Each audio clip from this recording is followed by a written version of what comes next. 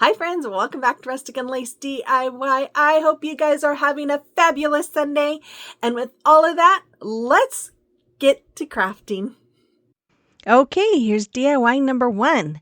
So I have this beautiful sign I got from Dollar Tree recently, and I'm going to remove the hanger, which I was surprised that they were stapled in. Dollar Tree usually doesn't staple their stuff in, but it did kind of chip the chipboard there, but that's okay. We're going to go ahead and do this anyways.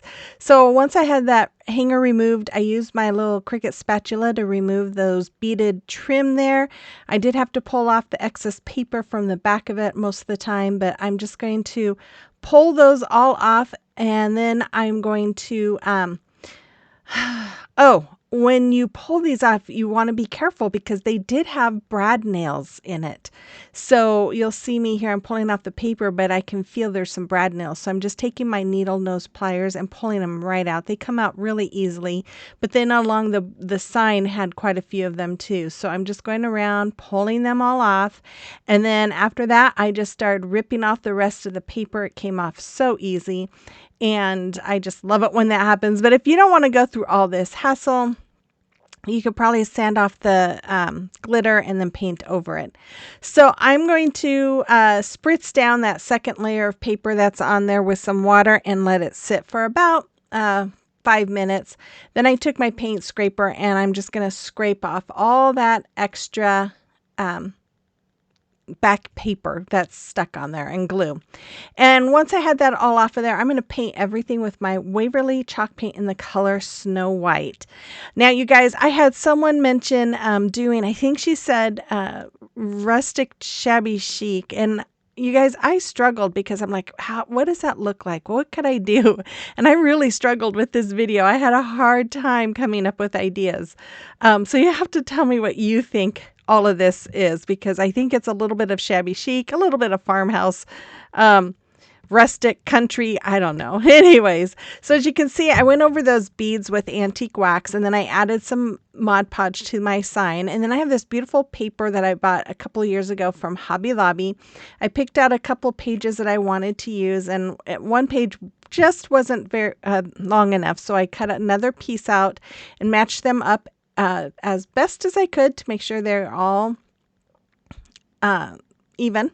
And then I'm going to cover it with my parchment paper to protect that paper. And then I'm going to go over it with my heat press, which reactivates the Mod Podge and makes the paper stick. Now, if you don't have a heat press, you can use an iron, but you don't want it on steam. You don't want to have any steam or water coming out. So once I was done with that, and I'd probably put the iron on high, I went over it with some more Mod Podge, and I'm trying to do small coats, but it was bubbling up big time. And I was just like, wow, why is it bubbling up so much? So I took my heat gun here and I'm going over it. Now, you don't want to use your fingers to rub it unless that Mod Podge is dry. So if you feel little areas that are still tacky, you want to dry that with the heat gun before you rub it. But I love doing this technique. It just reactivates that Mod Podge again and gets that paper stuck right back to it. And those wrinkles, they just disappear. And I love doing this.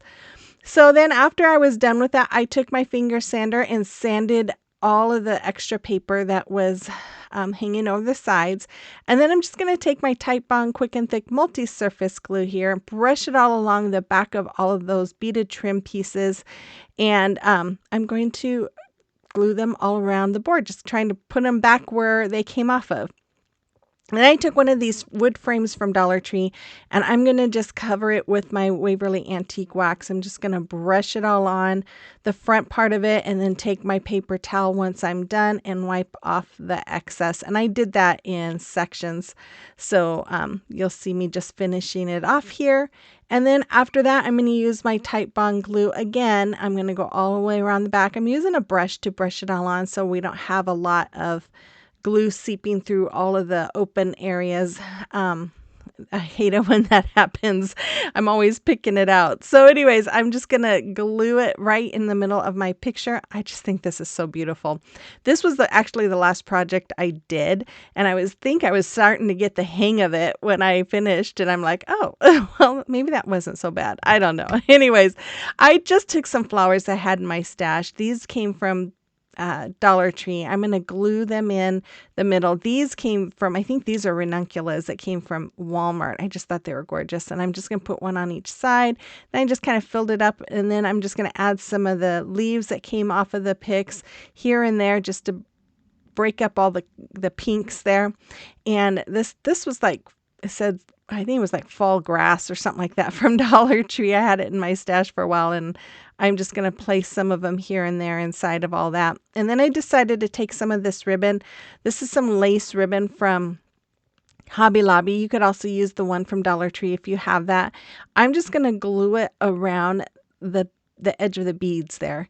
And those are not real wood beads, you guys. It's kind of a clay feeling. It's real soft on the back. But I'm just going to do that. And then I just made a little bow, and I'm just going to glue that right on the top. And then I'm going to use some of that lace for the hanger. I'm just going to staple it in to the back there, right where they were before. And that's all I did for this. And I just think this came out just stunning, just beautiful. It's not my style. I'm not a real shabby chic kind of person. And maybe that's why I have a hard time with this. But I just think this came out beautiful. And it's kind of vintagey too, right? But I could see this hanging up in a grandma's home. I just love it. I hope you do too.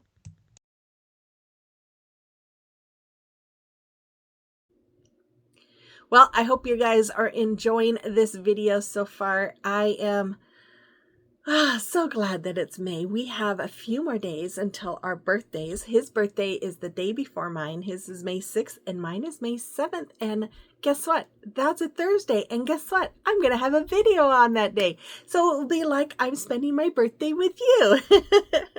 Anyways, I love May. And maybe it's because it's my birthday month. I don't know, but May is, to me, it's really turning the corner. And here in Oklahoma, it means we are, unfortunately, May is the worst month for tornadoes that I've heard. It's what I've heard.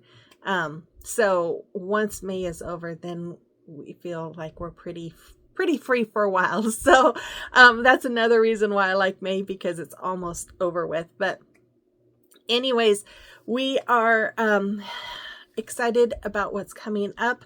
I know I mentioned a few weeks back about having surgery. I am going to be having surgery, but it's not going to be until the beginning of August now. I'm kind of glad because, yeah, I'm just kind of glad it's put off a little bit. But so I am going to try my hardest to work ahead so that August, when I have at least 2 weeks of really not doing a lot, I can have those projects already done and ready, because August is starting fall season, which is coming up. And that's when us YouTube crafters really tend to pick up a lot more views and stuff during fall and Christmas. So anyways, that on a side note. So before we get on with the video, I always like to welcome you if you're new. This is my sweet, sweet Oliver, and my name is Brenda.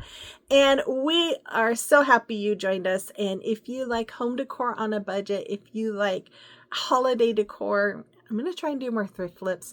And you just like to have fun and have a few minutes of just enjoyment, then I would love it if you hit that red subscribe button, become part of our YouTube family, and let me know in the comment box that you're new here. I'd love to get to know you. And then for all of you who are returning every single video, I love you from the bottom of my heart, and I appreciate you all so very, very much.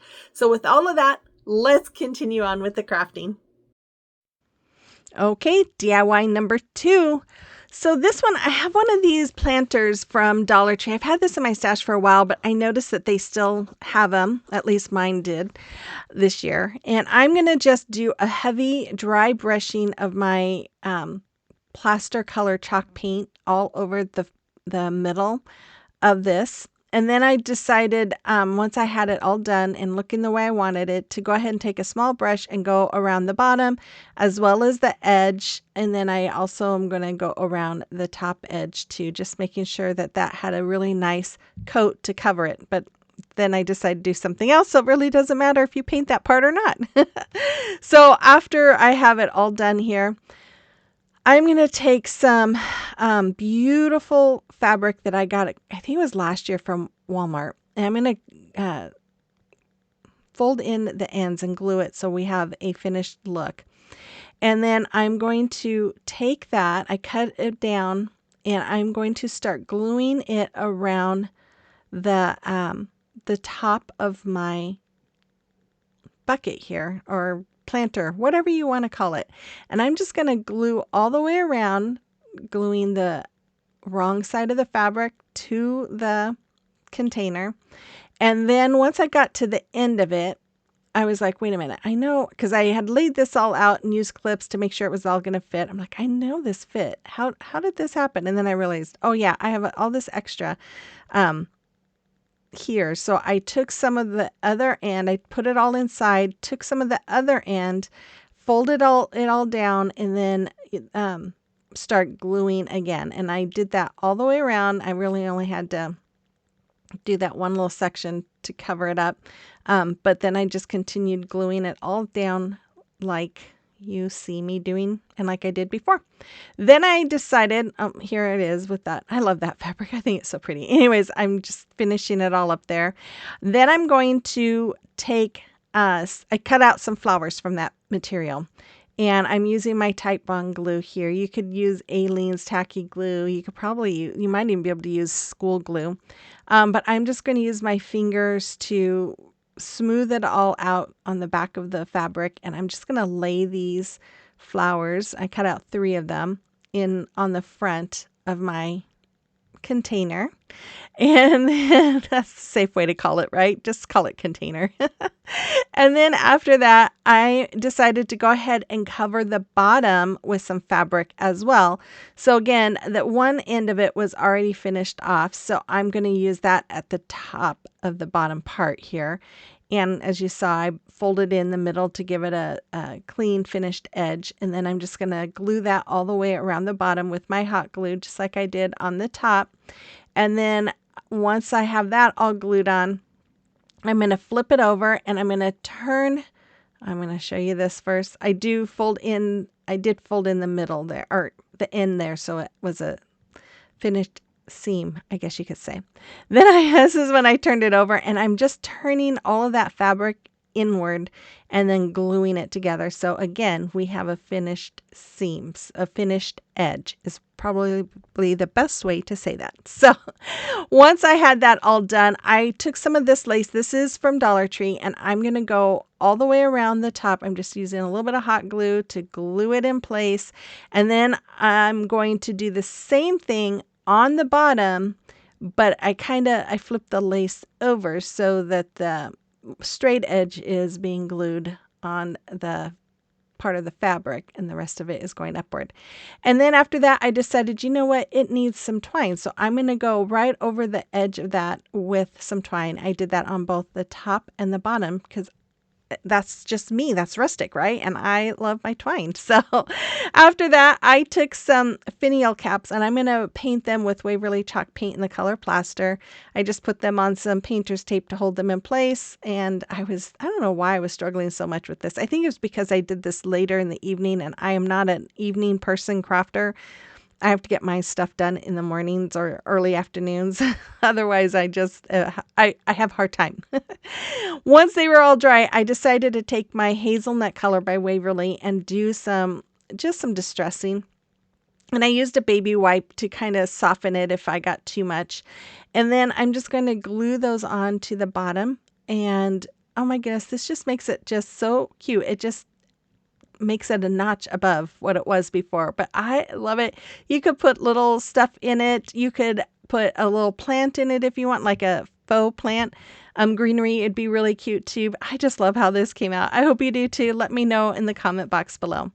Okay, it is a time for celebration of your recreations. And Bernadette, look at her birdhouses. Oh my goodness, they are so cute. And I love the little display you did on the bottom. Oh, they are wonderful, Bernadette. Sorry. Thank you so much. And then we have Trish. Look at her. She was busy making all kinds of summer items for her. It looks like a front steps maybe or back steps. I just love them. And then Brandy, she's at Trash Panda Treasures 4 on YouTube. These are some items that she's made. These are all very cute as well, Brandy. Thank you so much for sharing them. And then we also have Corrine. Now her son found this dollhouse at the dump and they took it and they fixed it all up. And that's her little granddaughter there enjoying it. That's just amazing. Thank you, ladies. And if you have something that you've created that you would like me to showcase, you can email pictures to my rustic and lace DIY@gmail.com email account, or you can send them to me through Instagram or Facebook Messenger. Okay, on to DIY number 3.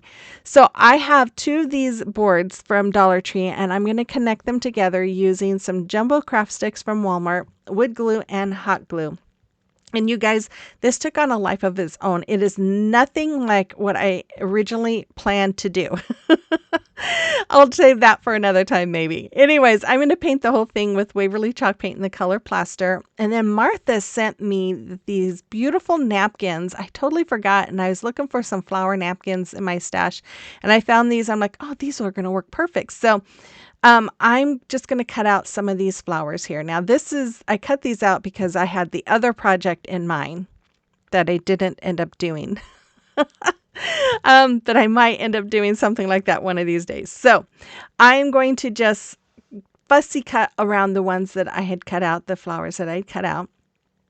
And then I am going to take Mod Podge. I'm going to go all over my board and let that dry about a couple minutes, and it should be all dry.